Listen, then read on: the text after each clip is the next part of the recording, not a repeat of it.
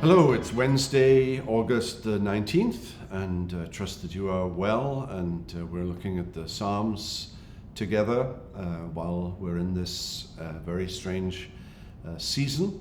And today we are in Psalm 48. And Psalm 48 depicts Jerusalem, and it depicts Mount Zion, and it depicts the holy mountain on which the temple was built and where God himself in the Old Covenant was present in his splendor and glory. And it begins, "Great is the Lord and greatly to be praised in the city of our God, his holy mountain." And of course, under the Old Testament, that would have naturally have been Jerusalem and the temple. But from our perspective, a new covenant perspective, there's a greater Mount Zion and a greater throne and a greater sense of God's presence. God is in heaven. He sits on a throne. Christ sits at the right hand of God. And beyond that, in the sense of God's rule and reign in the new heavens and the new earth. It describes Mount Zion. Those of you who've been in Jerusalem can depict it now in your minds. Beautiful in elevation is the joy of all the earth. Mount Zion in the far north, the city of our great King. Within her citadels, God has made himself known as a fortress.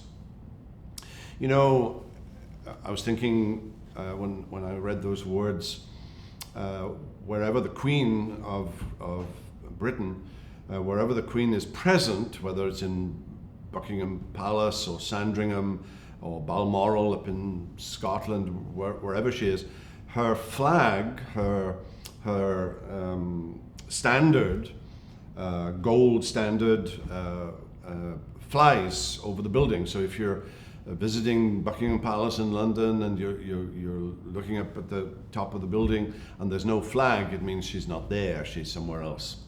Well, the psalm is depicting Mount Zion, it's depicting God's throne, and it's as though a flag is flying, saying God is here, God is present. Now there are evidences here of little local skirmishes, and the kings have assembled, and there's mentioned of ships of Tarshish and so on. And maybe from our perspective, this is just a little cameo of God's enemies amassed against him, like in Psalm 2. And God is involved in a battle against principalities and powers, against the rulers of the darkness of this world. But then at the end of the psalm, let Mount Zion be glad. Verse 12, walk about Zion, go around her, number her towers, consider well her ramparts, go through her citadels, that you may tell the next generation that this is God, our God forever and ever. He will guide us forever. And an exhortation then for us to think about what God has done. Think about the beauty of God's handiwork. Think about the majestic battles that he has fought against the devil and won, and tell the next generation about those battles. Talk to your children, talk to your grandchildren, and tell them how great God is and that he has the whole world in the palms of his hands. Well, the Lord bless you today. We hope you've enjoyed this video.